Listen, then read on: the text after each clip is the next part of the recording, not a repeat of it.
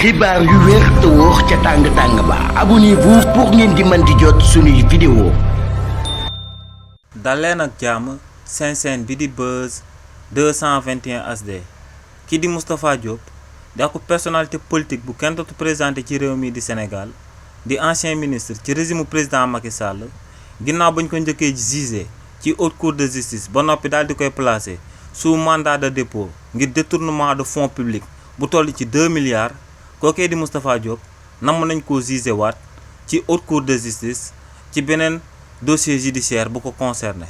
dossier judiciaire boobee du benn budut bu daal di jaar ci diggante moom ak kookee di Tabaski Ngom si li ni mel Tabaski Ngom dafa jiiñoon kii di Moustapha Diop que ne da koo àbboon lu tolloog 766 millions de francs CFA ngir mu daal di financer campagne électorale ñeel élection législative anticipée yi ñu daan amal ci réew mi di Sénégal waaye kii di Tabaski Ngom ne ginnaaw ba mu joxee xaalis boobee kii di Moustapha Diop ba kookee amal campagne ñu war a amal ci réewu Sénégal ba noppi ginnaaw ba mu ko laajee ngir mu daal di koy delloo xaalis boobee kookee di Moustapha Diop dafa tàmbale woon di ko dawloo te ne xaalis boobee xaalis boo xam ne Sénégal yëpp ñoom ñoo ko daal di bokk ci cooloole nag kookee di Tabaski Ngom moom téye woon nañ ko daal di koy tëj ci kaso bi daal di koy placer en garde à vue waaye nag ci cooloolee le président des juges d'instruction bi nga xam ne moom lañ dénkoon dossier bi moom moo génn daal di xamal sénégalais yi que ne dossier boobee da cee daal di nekk ku incompétent mënu koo juger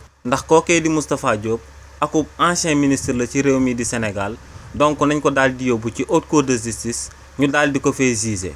ginnaaw nag bu président des collègues juges d'instruction waxee li ni mel ba noppi waa pôle judiciaire et financier dañoo daal di jël ndogal loolee daal di koy songu en appel ndax ñoom dañoo daal di wax que ne Moustapha Diop ginnaaw ba mu daan àbbu xaalis boobee Tabaski Ngom boobu daal dinay fekk régime président Macky Sall daal di daanu ba noppi ñoom ne ci élection législative anticipée yi ñu génn la Moustapha Diop daal di amal li ni mel donc ñoom ne Moustapha Diop ba mu daan amal li ni mel di daan àbbu Tabaski Ngom xaalis nekk tut woon akub ministre ci réew mi di Sénégal te ñoom ne li ni mel moom moo war a sabab juge bi nga xam ne dafa déclaré wu incompétent ci dossier bi mu war a daal di taxaw dëggal boppam daal di àtte kookee di Moustapha Diop ci coow li nga xam ne moom moo jaar ci diggante moom ak Tabaski Ngom. xibaar yu wér te wóor ca tàng-tàng ba abonnez-vous pour ngeen di mën di jot suñuy vidéo.